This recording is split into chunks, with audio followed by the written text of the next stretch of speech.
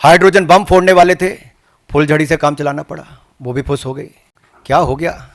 Election commission ने बड़ा स्पष्ट कहा है कि no deletion of any vote can be done online by any member of public. Online किसी भी वोट को नहीं काटा जा सकता और no deletion can take place without giving an opportunity of being heard to the affected person.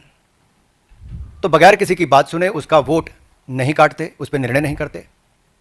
2023 में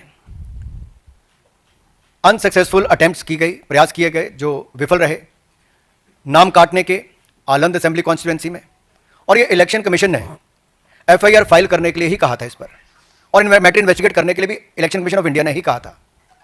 इलेक्शन कमीशन ने मोबाइल नंबर पहले ही उपलब्ध करवा दिए हैं, आईपी एड्रेस अगर दे दिए हैं, अगर मोबाइल नंबर दे दिए, आईपी एड्रेस दे दिए, तो कांग्रेस शासित राज्य की कर्नाटक की सीआईडी ने अब तक क्या किया? और मैं एक ध्यान आपके माध्यम से देश की जनता को बताना चाहता हूं। रिकॉर्ड्स के अनुसार आलंद विधानसभा क्षेत्र ये कांग्रेस के ही कैंडिडेट ने जीती थी 2023 में 10,348 मतों से। तो क्या श्रीमान राहुल गांधी जी, कांग्रेस ने वोट चोरी करके सीट जीती थी? एक बात आज जो राहुल जी ने बातों में मान ली और अपने जवाब में कहा, वो कहते कहते हाइड्रोजन बम एक तरह से फोड़ गए अपने ऊपर ही। वो कहते मैं लोकतंत्र बचाने नहीं आया। राहुल जी कहते हैं लोकतंत्र को बर्बाद करने की तैयारी है क्या?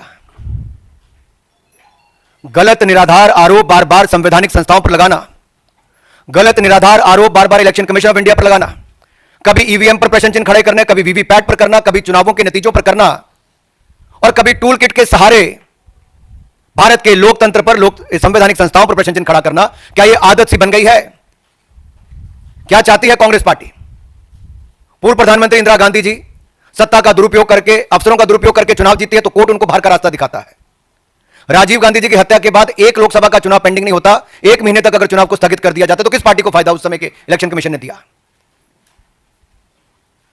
रमा देवी जी, एमएस गिल, टीएन शेषन से लेकर ये बाकी सारे इलेक्शन कमिश्नर जो थे किस पार्टी ने नियुक्त किए और वापस किस दल में गए? कांग्रेस पार्टी में गए।